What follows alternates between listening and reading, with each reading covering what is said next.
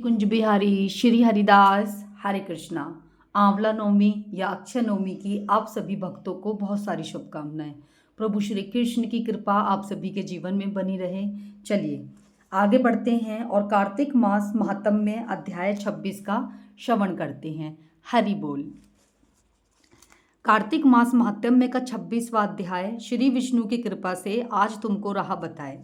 देवगणों के ऐसे वचन सुनकर धर्मदत्त ने कहा, सब मनुष्य भगवान विष्णु की प्रसन्नता के लिए विधिवत यज्ञ, दान, व्रत, तीर्थ और तप आदि करते हैं, किंतु ऐसा कोई सरल उपाय बताओ जिसके करने से इनका सबका फल प्राप्त हो। तब गणों ने कहा, हे द्विज श्रेष्ठ, आपका प्रश्न बड़ा श्रेष्ठ है। हम आपको भगवान विष्णु को शीघ्र प्रसन्न करने का उपाय बताते हैं। हम इतिहास सहित प्राचीन वृत्तांत सुनाते हैं, सावधानी से सुनिए। प्राचीन काल में कांचीपुरी में चोल नामक चक्रवर्ती राजा राज्य करता था। उसी के नाम से उसके देश का नाम भी चोल देश ही प्रसिद्ध था। राजा चोल के राज्य में कोई भी प्राणी दरिद्र, दुखी, पापी व रोगी ना था। यह सब राजा के यज्ञ करने का प्रभाव था।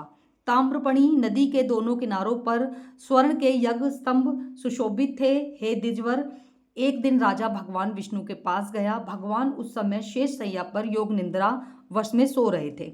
राजा ने उनकी मणियों, मोतियों और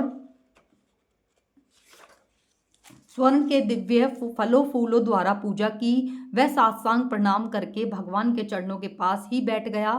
थोड़ी देर के बाद राजा ने अपनी नगरी कांचीपुरी के ब्राह्मण विष्णुदास को वहां आते हुए देखा। विष्णुदास भगवान की पूजा करने के लिए तुलसी दल और जल लिए था। विष्णुदास ने वहां आकर भगवान को विष्णु सूक्त मंत्रों द्वारा स्नान करवाकर मंजरी तथा तुलसी दलों से उनका विधि पूर्वक पूजन किया। विष्णुदास के चढ़ाए हुए तुलसी दलों से राजा के चढ़ाए हुए मणि, मोती व स्वर्ण के फूल ढक गए।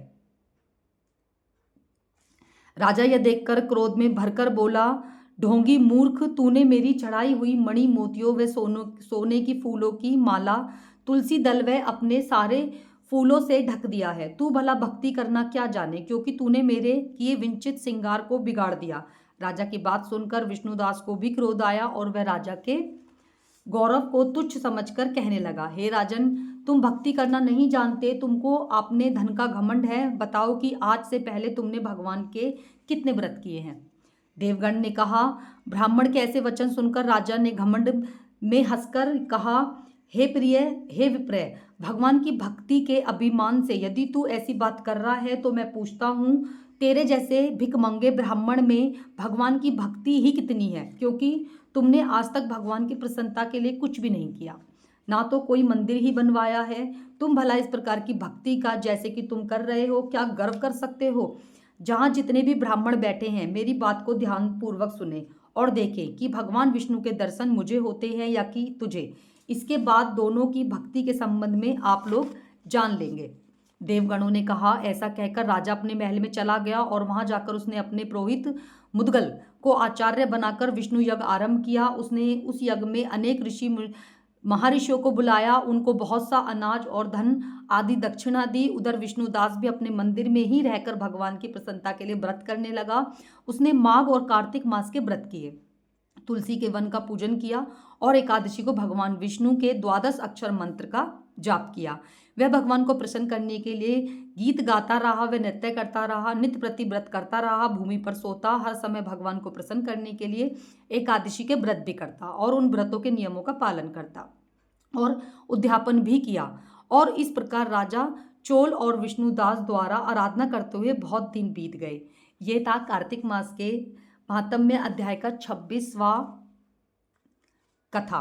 अब 27वीं कथा में हम जानेंगे कि राजा को श्री हरि विष्णु दर्शन देते हैं या फिर ब्राह्मण को श्री हरि विष्णु दर्शन देते हैं। किसकी पूजा में ज़्यादा सत्य था, किसकी आराधना में ज़्यादा हमारे प्रभु हीरे मोती से रीझते हैं या सिर्फ छोटे से तुलसी दल से रीझते हैं। आगे जानेंगे 27वें अध्याय में। एक बार फिर से आप सभी भक्तों को आंवला नवमी की बहुत सारी शुभकामनाएं।